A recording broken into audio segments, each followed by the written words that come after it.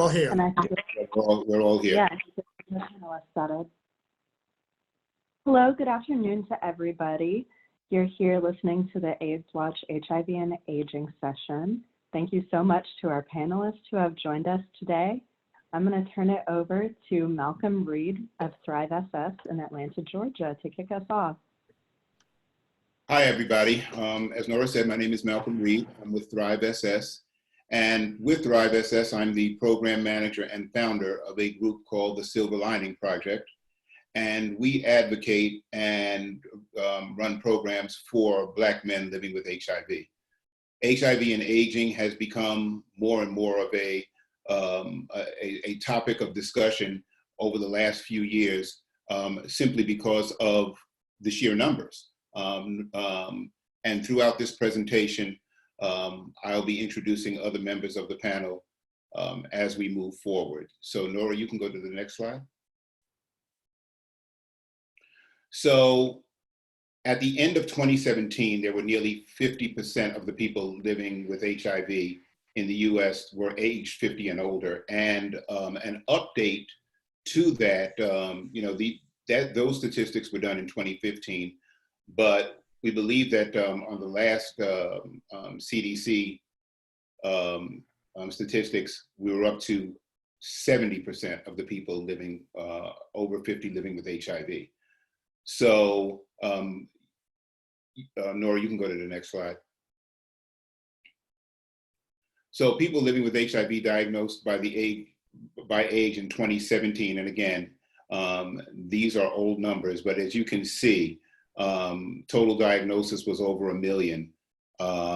And we had, from between the ages of 50 and 54, back then it was 163,914. So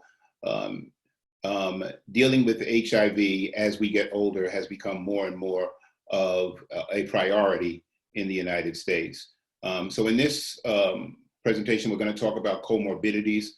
We're going to talk about some of the things that we're advocating for, some of the legislative asks that we are advocating for people living with HIV over the age of 50. Next slide. So the proportion of older adults living with HIV, as I mentioned, is growing. We're right now at 64.1% of the people living with HIV over the age of 50. And again, we believe that that number is higher, somewhere around 70%. Next slide. And when we talk about the continuum of care for older adults living with HIV, among people living with HIV at the end of 2015 and age 55 and older, 95% knew they had HIV. 69% received some HIV care. 56% were retained in care, and 60% were virally suppressed. While those numbers are okay, we know that we can do better. So the programs that we're advocating for and some of the programs that other members of the panel are working with and running, we know that we're achieving numbers that are better than that. Next slide. This slide. Go ahead, Ronald. Hello, everyone. My name is Ronald Johnson. I'm the chairman of the steering committee of the U.S. People Living with HIV Caucus and one of the co-sponsors of this HIV aging session, along with NMAC. Following up on the overview that Malcolm just gave us, we can see here some of the key issues. Now, this certainly doesn't exhaust all of the issues that impact older adults living with HIV, including myself. But some of the key issues that we've been hearing over and over again, certainly access to healthcare and Medicaid, Medicare, but I also really want to highlight, and we'll be talking more about that throughout the session, managing comorbidities, and also the polypharmacy issues that go along with comorbidities. Many of us older adults living with HIV, we have multiple comorbidities, we have multiple medications, and managing all of those are going to be very, very critical, are very, very critical. Also, mental health, substance and alcohol use issues. Depression and anxiety are a real factor among many older adults, and many older adults struggle with substance and alcohol use issues. The social determinants of health, most notably, because it's often overlooked, are issues around loneliness and social isolation. And we need programs that address those. And we'll be talking again more about that throughout the session. Housing and transportation issues, and stigma and discrimination. These are the really critical issues that impact the well-being of older adults living with HIV, and they need more attention from Congress. Next slide. I want to turn it over to Moises Augusto, who will introduce some of the people from the HIV 50+ group to give some of their personal. Yes, my name is Moises Augusto. I'm the Director of Treatment for the National Minority AIDS Council. I'm here to introduce 3 of our HIV 50+ Strong and Healthy program. And with you, they're going to talk about, from the personal perspective, about social determinants of health and how important it is to also keep them in the equation of the conversations that need to happen for HIV and aging. Stephen Adona is from Orlando, Florida. We also have Pat Kelly from Orangeburg, South Carolina. And Cecilia Denis, introduce yourself quickly because I can't put your city, I forgot it like now for a moment. Hi, my name is Cecilia Denis. I'm from Phoenix, Arizona. That's it, And okay. I'm a patient care coordinator with CAN Community Health. So. Thank you, Cecilia. Okay, let's start with, do we start with Stephen? Yes. Well, good afternoon, everyone. And it's a pleasure to be here.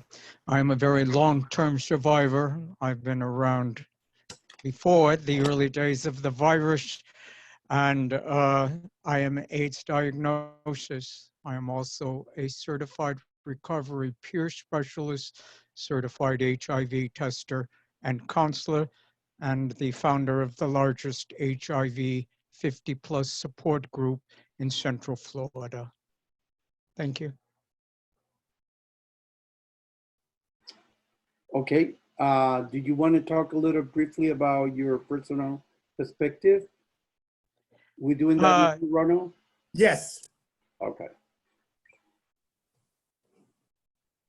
Do you want me to continue with our discussion here on social determinants? Yes, please. Mm-hmm. Okay. Well, as far as social determinants are concerned, they are all interrelated, and they all may cause depression, which could lead to substance use and lack of adherence to medications and medical appointments. But today, I choose to talk a bit about the importance of mental health and wellness. And just prior to my 50th birthday, I received my AIDS diagnosis. I experienced at first a slow decline in my mental wellness, which over the next few years picked up momentum and finally reached its nadir, or I reached my lowest point within 5-year period. My AIDS diagnosis was compounded by my struggle with pneumocystis pneumonia, for which I was twice hospitalized, Kaposi's sarcoma over my body's lower extremity, for which I underwent an extreme regimen of radiation and chemotherapy, and the non-related AIDS death of the love of my life and my partner for 15 years. Life had all but disintegrated, and so had my mental health. I was unable to focus on any one thing and incapable of making rational decisions. During this time, I lost the business my partner and I had established, my home, and all our financial assets. As a result, I lost myself. I began sleeping in my van and on sofas of a few close friends. I even took steps to end my own life. Finally, I reached out to my sister and brother-in-law in Orlando, Florida, who came to my rescue. With no more than a suitcase and with help from my family, I began life anew in Orlando. I moved into my own apartment, sought pharmacotherapy from a professional, and became active as a volunteer at the LGBT Center, where I met other people and became part of the community. I developed a sense of belonging and began to take pride in helping others. Eventually, I became an HIV tester and counselor at the center. This further strengthened my self-confidence. Within 6 months, I landed a paying position at a local ASO where I became again a paid counselor and tester and a recovery peer specialist. I began to formulate a RAP plan or wellness recovery action plan, which includes things that I incorporate and do every day for my well-being, dancing, singing, reading, anything that makes me feel good. If you are suffering from mental illness, I suggest you first identify the problem, reach out to family and friends, caseworkers, peer specialists, and get involved in the community in support groups. Seek treatment from a professional. I wish you all very good physical and mental health, and thank you. Thank you, Steve. Let's powerful story. Let's listen from Pat Kelly from South Carolina. Good afternoon, everyone. How's everybody doing? Great, I hope. Well, for myself, I happen to be 65 years old presently, and I feel as though I'm aging gracefully and gratefully, although I've had some trying times. As I turned 65, I was not aware that it was up to me to contact the social service department and reapply for medical help. I found out through my case manager that my services were cut off and I had to reapply. Nobody sent me any information to let me know that I needed to do this. And so for me as a senior, it becomes navigating the system all over again. And when you talk about the social determinants of health, when you live on a fixed income, which I seem to have crossed some wires or had some challenges, and my disability was discontinued. And so I was in the process of making a move to Connecticut from South Carolina, and it was housing became one of the, oh my goodness, normally if I was alone by myself, I would have been able to get housing like within a month. But because I am the caretaker for my mentally handicapped brother, that was not the process. For me, it was like because I was him, I had him. If he was the person living with HIV, I could have got housing right away. But because it was me and I had him with me and I wasn't alone, it took me 2.5 years looking to get a place in Connecticut. And by the time I had gotten it, I was like really ready to change my mind and just stay in South Carolina because that was a real trying experience. And so along with that, I know you know that mental health, wow, depression is always like under the surface. I suffer from seasonal affect disorder, and in the north, where the days are much grayer than they are in the south, um, I have to take medication and see a therapist on a regular basis. Idle time is the devil's playground, and I have a history of some bad playground activities, and so to keep myself on the straight and narrow, I have to continue to be busy, because if I don't, that stinking thinking will get in my head and having me want to do crazy things.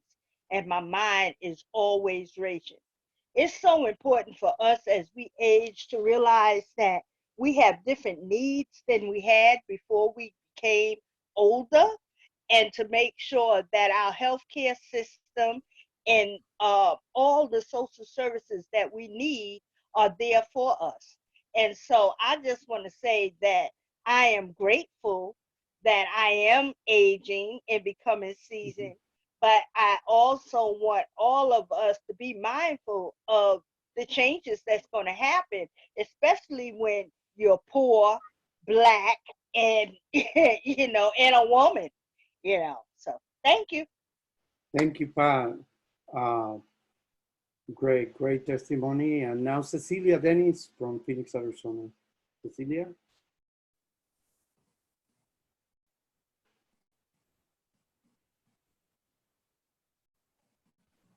Hello, all. Hello, all. I want to just say thank you and what an honor it is to be able to have this opportunity. Being diagnosed in 1989 with HIV, I couldn't have imagined I'd ever have the opportunity to be on the virtual AIDSWatch panel in 2020. Some of the things that I remember about the things that my doctor said to me when I was diagnosed, he said, have an abortion, get my affairs in order, and don't tell anybody.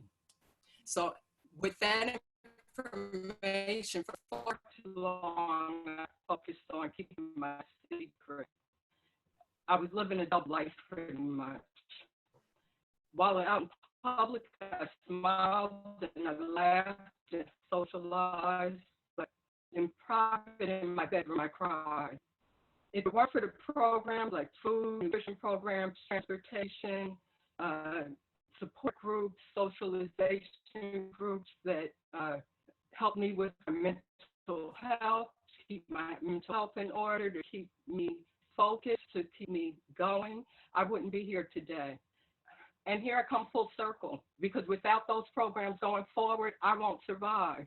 I've lived 30 years with HIV to still have the exact same issues or concerns that I had upon my initial diagnosis. I'm concerned with healthcare. I'm concerned with housing. I'm concerned with geriatric care. Where am I going to live? Are they going to be adequately capable of taking care of my needs? Are they going to understand? Am I going to continually be stigmatized? These are my concerns and my issues. I currently have the privilege of servicing the very population that I'm a part of. As a patient care coordinator, I see horrors. I have clients that are living in their cars that have no housing. I have clients that don't have access to their medication. I'm really hoping that legislation moving forward can help with some of these issues, that we can get the needed funding to provide for healthcare for all, and that we can have our needs met, and we can address some of these questions on how are we going to survive, continue to survive and age out graceful with HIV. Thank you. Thank you, Cecilia. And now, I mean, these stories just, tell us again and again that being undetectable is not the only thing you need to survive and to be thriving as you age with HIV, that you need to also look at the social determinants of health. And now I pass it to Ron Johnson. Next slide. Ronald, will you all indulge a question before we go on? We have, Yes. or would you rather save till the end? I'll take it now, but we want to leave time for the end also. But let's hear the question now. Okay. We have folks in the chat who are wondering if you can speak to the difference between the issues faced by long-term survivors and people aging with HIV, as that is not necessarily the same group. Well, actually, that was where I was going to start. So because I did see, and it prompted me in the chat that as we take action and look about what we need to do, we need to also recognize that HIV and aging is not just about those of us who are older than 50 years and older. It's also about those of us who are long-term survivors, many of whom have been living with HIV from birth or for 20 or more years.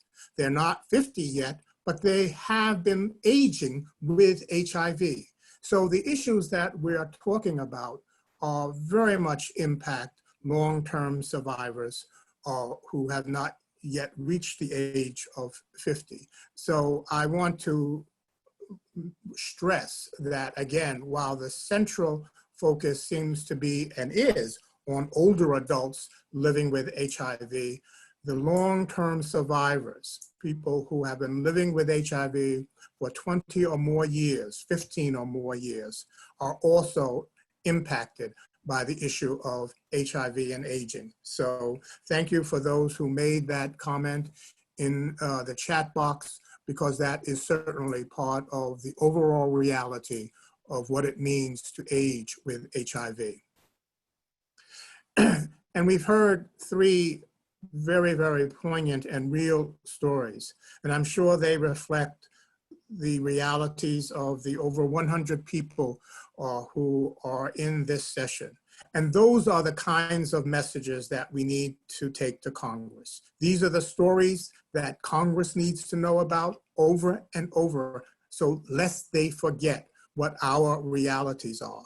And telling your members of Congress your story about aging with HIV, and telling the members of Congress what we are asking, what we are demanding them to do. So let's go over what are the legislative asks from AIDSWatch. Next slide.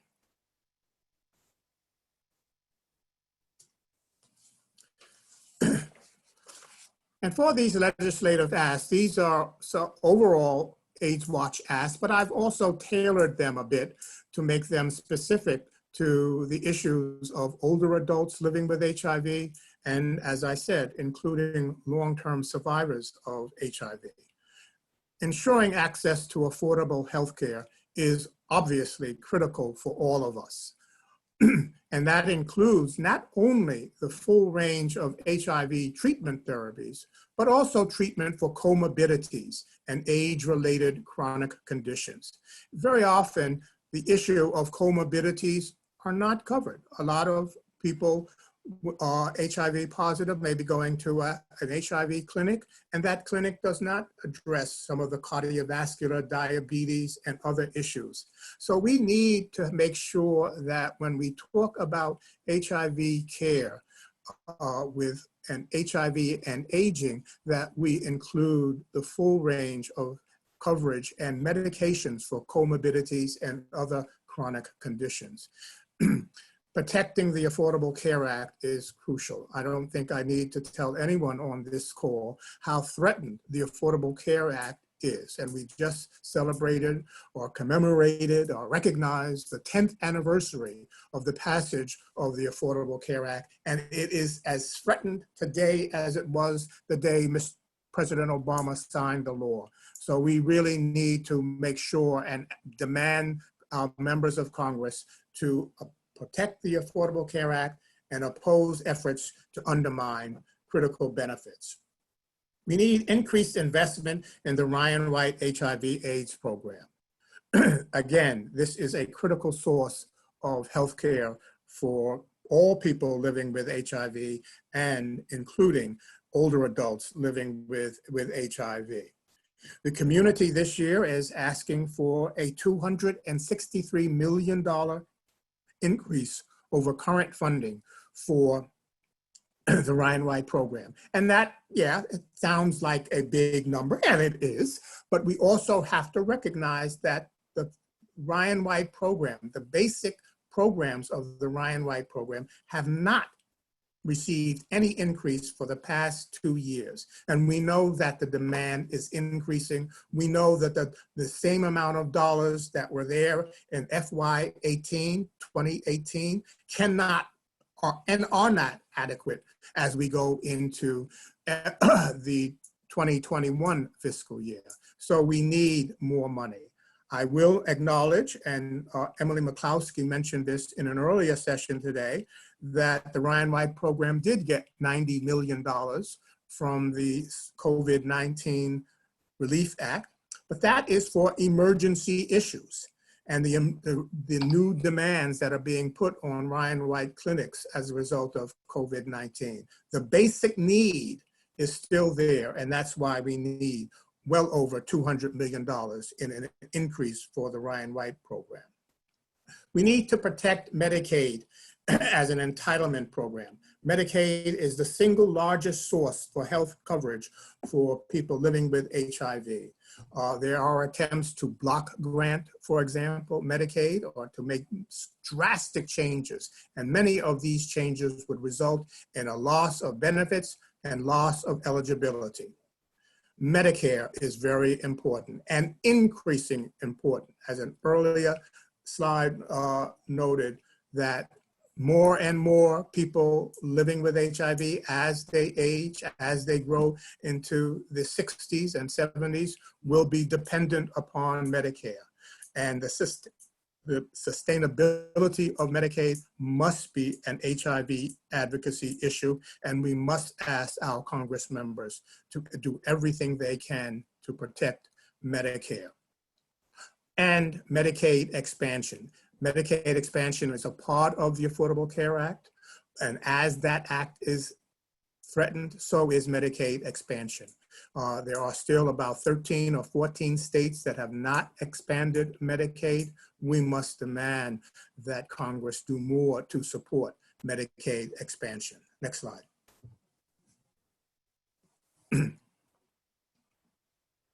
We've talked about, and Steve, Pat, and Cecilia talked about how important the social determinants of health are, and these programs need to be supportive. The housing program, HOPWA, is very, very critical. Many older adults living with HIV have cited the need and the lack of access or adequate access to safe and affordable housing. This is why the housing and other HUD programs must be increased, must be supported to make sure that older adults living with HIV, long-term survivors, all of us, we need secure, safe, and affordable housing. Food and nutrition programs, and transportation. Many of these programs are supported by the Ryan White program, but these are the services that have been cut and de-emphasized over the past few years. We must increase the emphasis, we must increase the support for food and nutrition, transportation support, loneliness and social isolation, support groups, dinner programs. These are critical for people who are experiencing loneliness and social isolation. And we need to make sure that the funding and support is available for those programs. Programs that address stigma. Older adults living with HIV are subject to intersectional issues of social injustice and stigma, racism, ageism, homophobia, transphobia, ageism. These are issues that impact us, and Congress must be made aware of those issues. Next slide.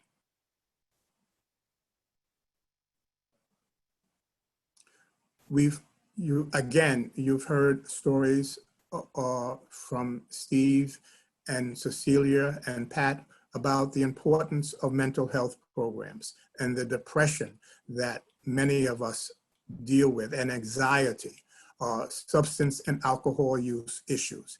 There needs to be more support for these programs, and many of these programs need to be designed to reach out and serve older adults. So again, Congress must be made aware that there needs to be not only the programs themselves and funding for the programs, but they need to encourage, they need to provide support for programs that are designed to serve older adults living with HIV. Next slide.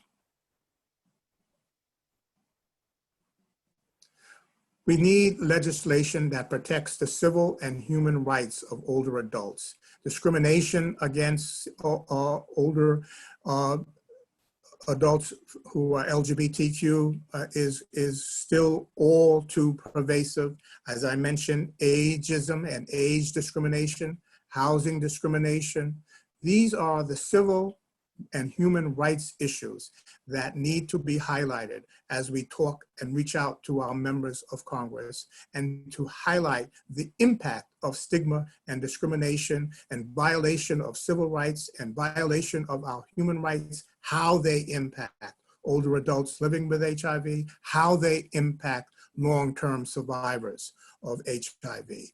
All of these issues, from accessing healthcare on down to civil and human rights, are issues that, as we use the AIDSWatch mechanisms and the virtual mechanisms that we are all learning and dealing with and expanding, we need to make sure that these are the messages that we deliver to our members of Congress and their offices.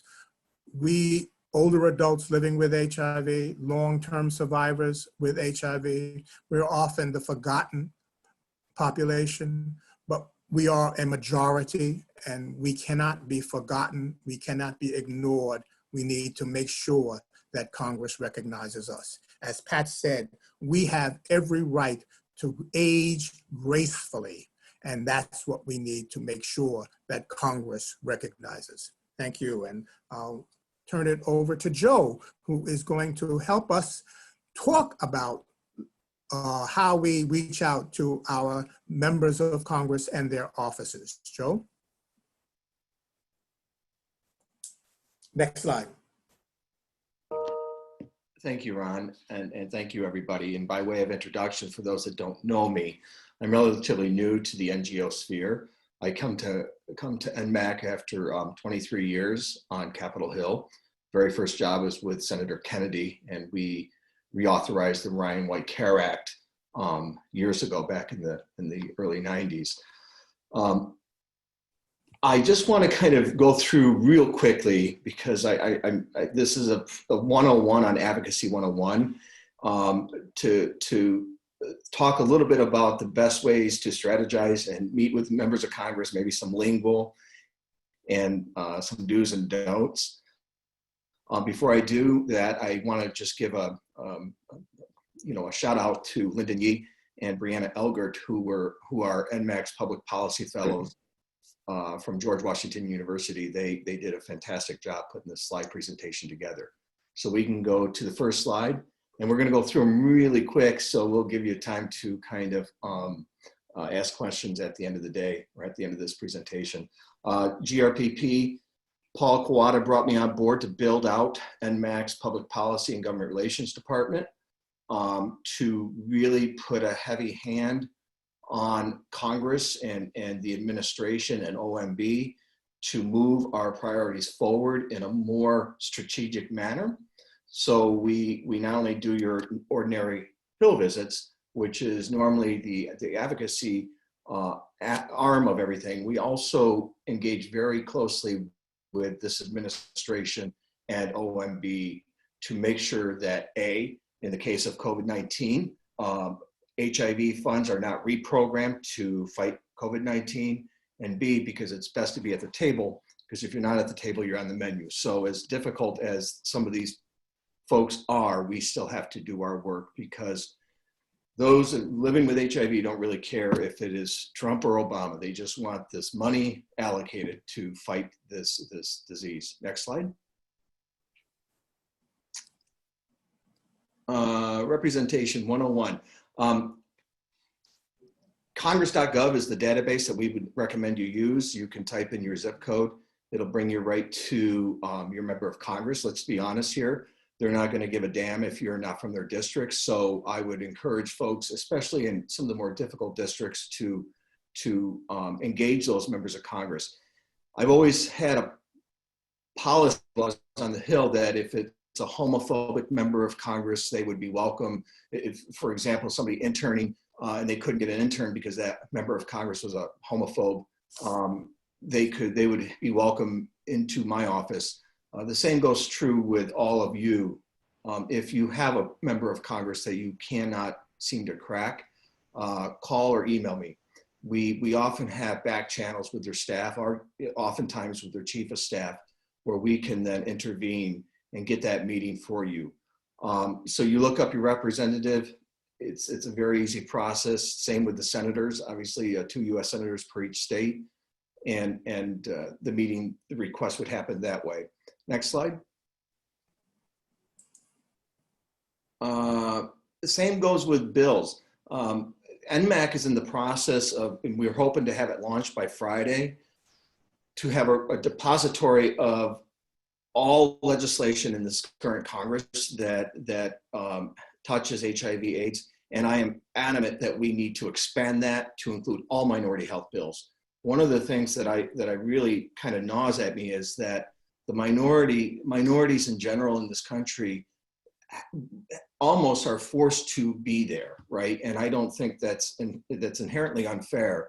So we are making it I am making it mandatory that we now start expanding these bills, or expanding our mission to include minority health, because the disparities there is such vaguing, and arguably it's just downright insulting. So you can look up the bill on congress.gov. We can go to the next slide, as well as any status of the bill. How do I sign up for legislative alerts? Go to govtrack.us.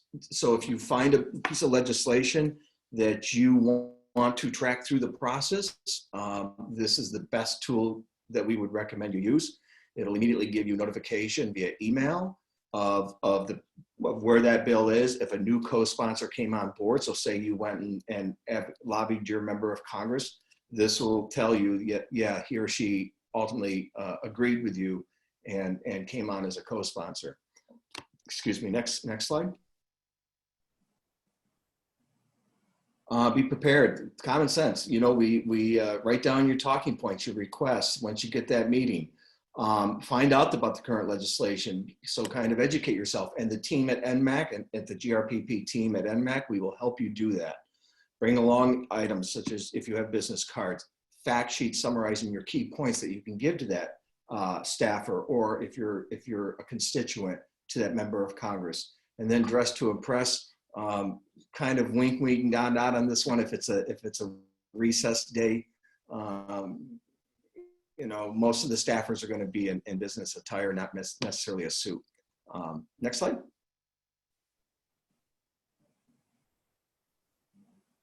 So you meet with your congressman. What next? I would always appreciate, you know, when I was on the Hill, I would always appreciate the contact when they don't need something, right? Or, you know, always, you know, kind of thank them via an email.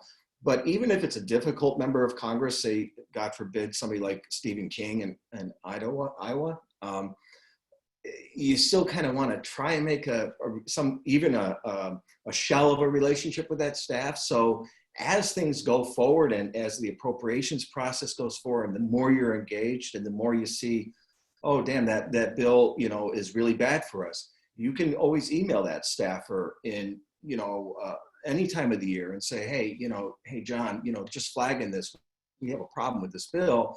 We're going to urge your boss not to support it.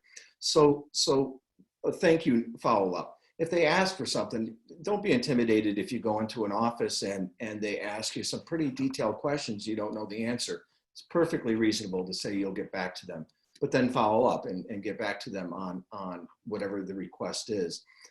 It's always good to have resource materials and any information that you can provide them, including your contact information, how best to reach you.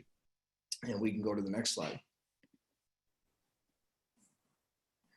These are just some terms that I think may be helpful. A committee versus a caucus. A caucus, such as the Congressional Caucus on HIV and AIDS. They are a group of members, both in the House and Senate, that come together and advocate for a specific issue. And I have always found that the caucuses are really good for whatever the issue is, whether it's HIV/AIDS or animal rights, to get their support, because they often will be the front line in either helping us advance legislation or blocking legislation that may hurt that particular issue. The committee obviously is where the bills go. They go to a subcommittee. And then in this case, it's generally Energy and Commerce Subcommittee on Health. And then that committee will mark up. It's a term used for passing the bill or voting on a bill out of a committee. Then it'll go to a full committee. And then of course to the House floor, pending the majority leader and the Speaker of the House, whether they will allow it. So those are two terms that may be helpful for you to know. And it's also helpful when you lobby. I know I'm in the minority here when I would say, you know, sometimes it's not always best to lobby 435 members of Congress when you theoretically only need to lobby 2 or 3 that are on the relevant committees. I'm reminded by Dodd-Frank, my old boss, Barney Frank. Dodd-Frank passed with 2 co-sponsors. So you know, strategically, it's good to know where that bill is and who are the people that are going to decide whether that bill gets out of committee or not. And often is the case that it'll be only a handful of members of Congress. We'll go to the next slide.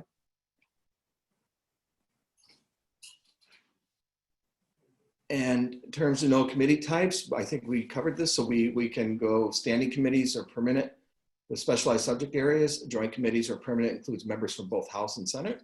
And special or select committees, which is important because what I want to talk about after this is going to be more relevant. So it's a temporary established committee for a task force such as the Senate Select Committee on Aging.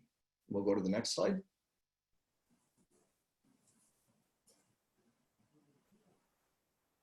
And in terms of no, so if you're looking up a bill, HR is a House resolution bill. It's a bill in the House. A Senate is a Senate bill. And yeah, we'll go to the next slide. So I think we've covered a lot of this already. And then these are some examples of the current legislation. And by the way, this entire slide deck will be put on NMAC's website for your information. We'll go to the next slide. And then resources, this is the same thing where how you find your member of Congress. These will be on our website and to track legislation. And we'll go to the, I believe, the final slide. So that's it. I just wanted to touch on a couple things that we are working very hard on at NMAC. Long-term survivors and seniors aging with HIV have been horrifically neglected by Congress, if I can say that. Moses and I have worked very carefully. We have had several meetings with the Senate Select Committee on Aging.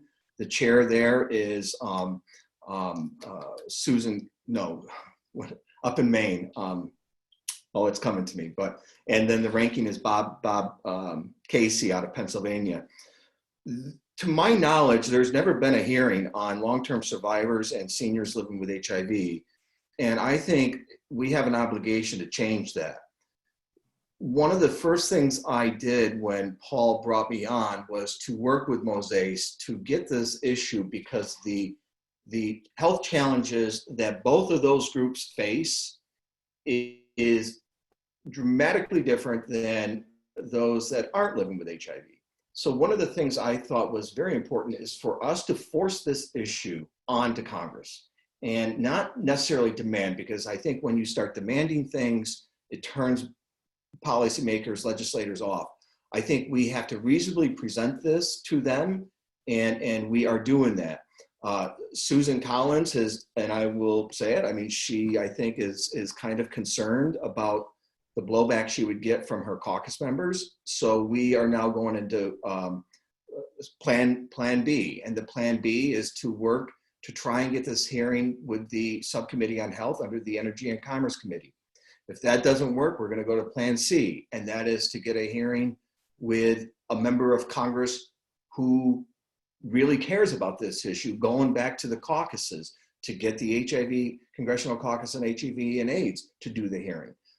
So know that even though we are in a really difficult time with COVID-19, it has kind of taken over everything on Congress. Hell, you can't even get on the Hill anymore because it's you know, they're not in session, and obviously the stay-at-home orders.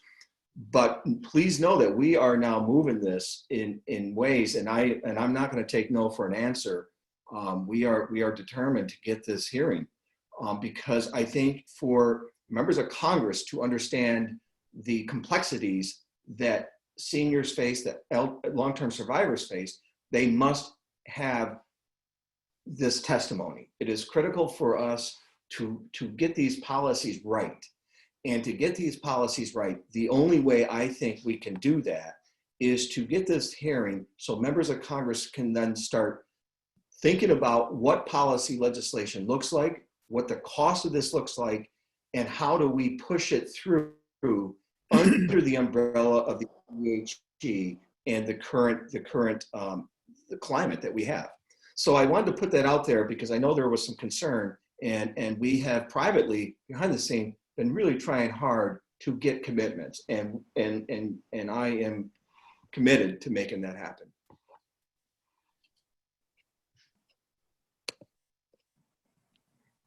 All right, thanks, Joe. So now it's time to hear from you. I know there are about 4 questions in the chat, in the Q&A box. So Nora, would you go through those for us? Absolutely. For this first one, I'm going to unmute Victoria to allow her to read her question most accurately. I'll try to read it. Can you hear me? Yes. Yes. Great. My question is basically this. I have been writing and for several years about an issue called moral injury. It's related to PTSD. There's some overlap. It's not exactly the same thing. In its most basic form, it's unresolved grief and survivor guilt. And originally, I researched it as part of a book I was writing about military veterans. And long-term survivors are very similar in the issues they face to military veterans. So what I am interested in is how do we address these issues of unresolved grief and survivor guilt, especially in a population that is vulnerable to isolation and loneliness, and particularly women, since women statistically outlive men. So that's my question. Yeah, let me take a first response, and I'm hopeful my fellow panelists will join in. But thank you, Victoria, for bringing up that issue, because it's one that I've heard a lot. I have the honor of serving as a consultant to AIDS United on their HIV and Aging project. And we conducted a series of listening sessions last summer, and along with myself and Alex Vance from AIDS United's policy department. And one of the key issues or concerns that we heard, and throughout many of the sessions, speak directly to your question, Victoria, about what you called the moral injuries and unresolved grief and survivor's guilt.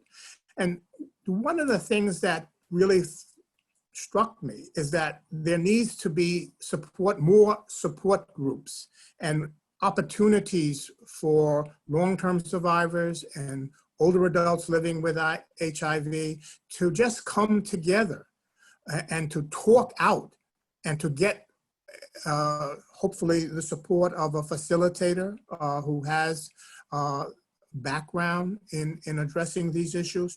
But more to the point that I want to say in response to your question, it's an example of the kinds of support services that we need. In the past couple of years, and certainly as a result of treatment, the emphasis had shifted to primary and healthcare. And yes, that was extremely important. It got us to the point where we can credibly speak about ending the epidemic because of viral suppression and people living longer. But that also came at the expense of a de-emphasis, underfunding, loss of funding for basic support groups in services, including support groups. So one of the things that I think is necessary to answer your question, Victoria, is that we need more funding, we need more support groups. Support groups need to be recognized as the legitimate service they were in the beginning of the epidemic, when we didn't have healthcare. All we had was the ability to support each other. And we've come full circle in many ways. In terms of older adults and long-term survivors, we are dealing, and we've heard this in your question and in the stories, we are dealing with issues. We need support. We need groups that will help us. And that will also address getting us out of the loneliness and social isolation. So I think that's one thing we can do, Victoria. And hi, this is Malcolm. And you know, Ronald spoke about support groups. I happen to run a support group called the Silver Lining Project. And one of the things that we do focus on is that survivor's guilt. We have a curriculum that one of the modules specifically deals with loss and survivor's guilt. We know that many of our members, and you know, I know you spoke about, especially women, my group focuses on Black men living with HIV, but you know, when you talk about that survivor's guilt, you know, I myself grew up and, you know, in the 80s and 90s and watched people die. I wasn't diagnosed until 96, but even when I was diagnosed, I was wondering, well, you know, I wasn't diagnosed until 96 because that's when I decided I would go get tested.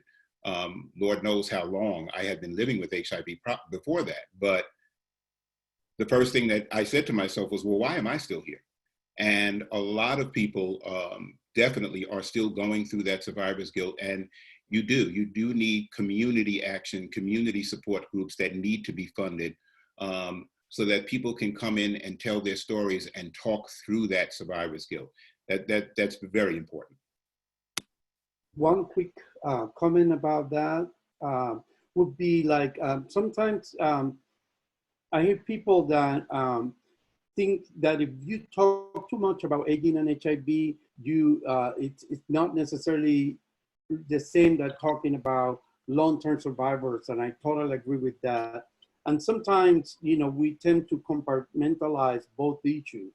And I think that both issues are very important to advocate for, because as we say, they're different. For example, people that are dealing with issues of long-term survival, we need a comprehensive framework of mental health that can address and treat long-term survival's consequences like PTSD as it should be treated, and not as an aging condition of the individual. So that there is a great framework from the mental health point of view to treat the person that is having PTSD because of their HIV long-term survival. And I think it's very important to bring that clarity to the table and to make sure that, you know, as we need mental health for people aging with HIV, we do also need mental health for people that are long-term survivors, and they don't necessarily mean the same. So that's just a quick comment I wanted to make.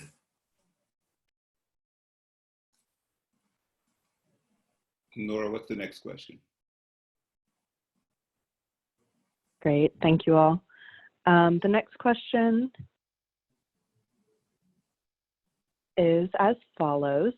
What are some effective techniques for us to speak about or advocate for programs to address loneliness and isolation?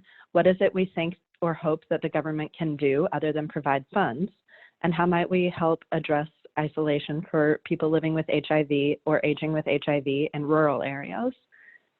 They are likely among the most at risk of loneliness, but rural areas lack the population density and resources of urban areas. Specifically, what are our asks of Congress?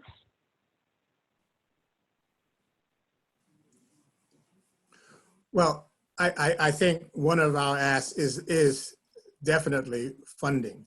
And when it comes to these supports, these types of programs, again, using the Ryan White funding mechanism and increasing and encouraging local jurisdictions to look at their service profile and to include support groups and various other programs that can reach out to long-term survivors, reach out to older adults, bring them in, and have programs, whether it's a support group, as I said earlier, a dinner program, a meal program. These are very, very important.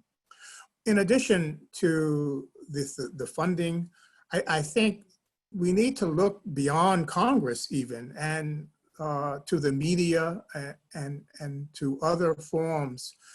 We need to get out and increase the awareness in the public, not only in the general public, but also in our own HIV communities and our own LGBT communities and other communities, to recognize that loneliness and isolation are real issues, and to find ways, whether, commercials, billboards, other forms, to let people know, we hear you, we see you, you are not alone.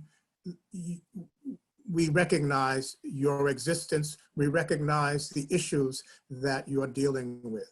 Just to give legitimacy to what people are feeling, it goes a long way to addressing some of those issues. So yes, there's much that we can ask and should ask of Congress. There are funds that we desperately need, but there's also awareness that needs to be increased. And each one of us can do that, just to make it real, so that those of us who are aging with HIV, and we are all aging with HIV, but we should not feel, you should not feel that no one cares, no one recognizes your issues, there's no one you can talk to.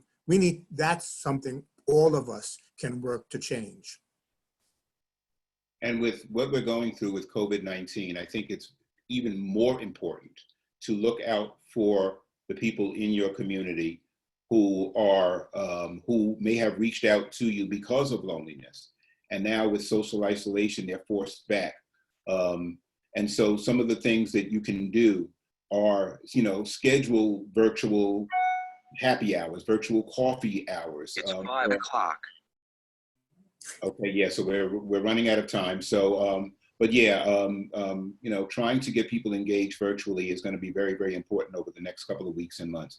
Nora, let's do one more question before we have to go.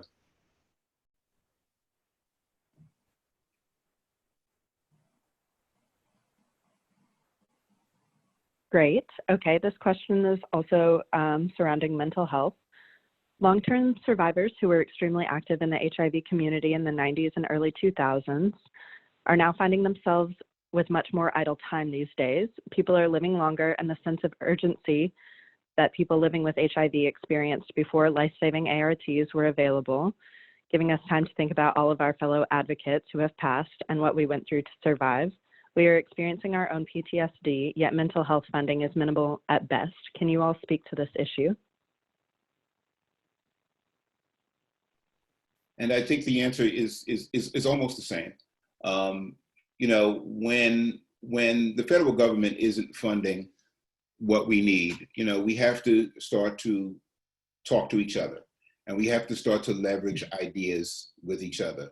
Moises is running the HIV 50+ group. I'm running a group, You know, there needs to be a group of people that get together and just talk about what each of their community organizations are doing, and what is success, what does success look like, what is working and what is not.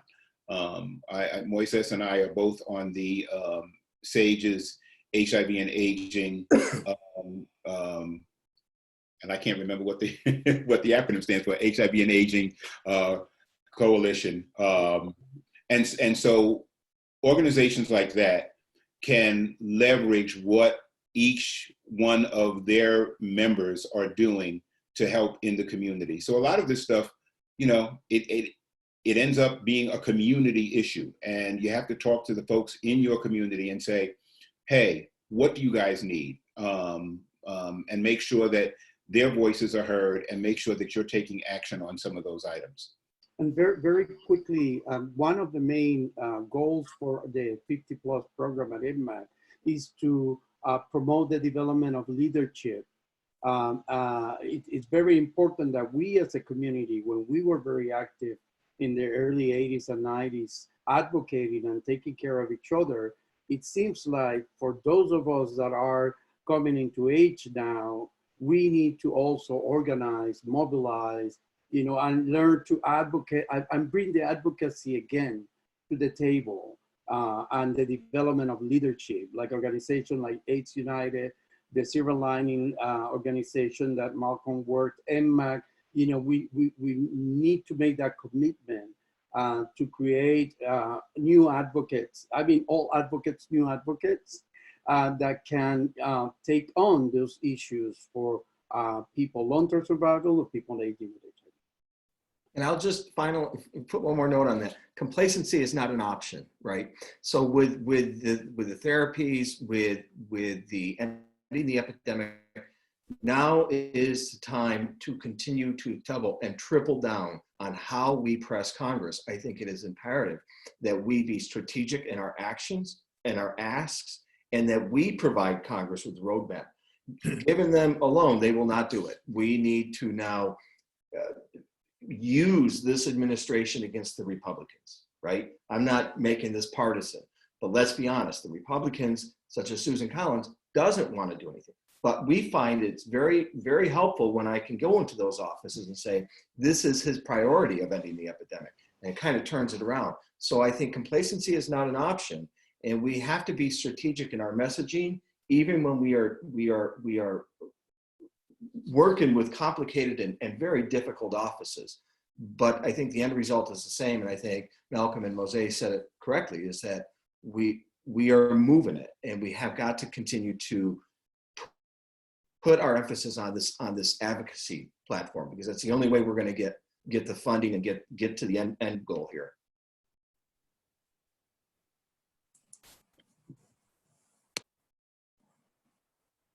All right, well, I think we've come to the end of our time. So Ronald, did you have any closing remarks?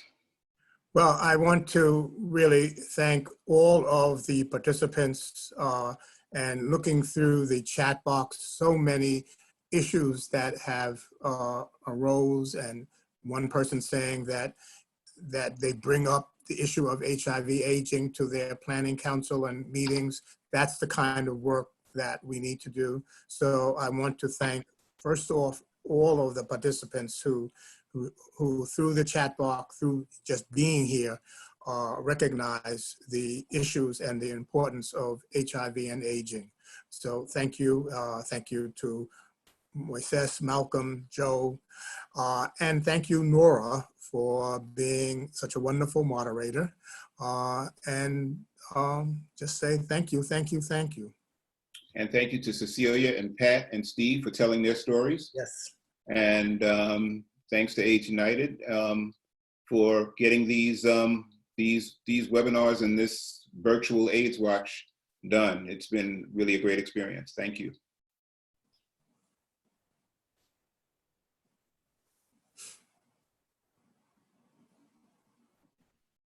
Good night, everyone. Bye-bye.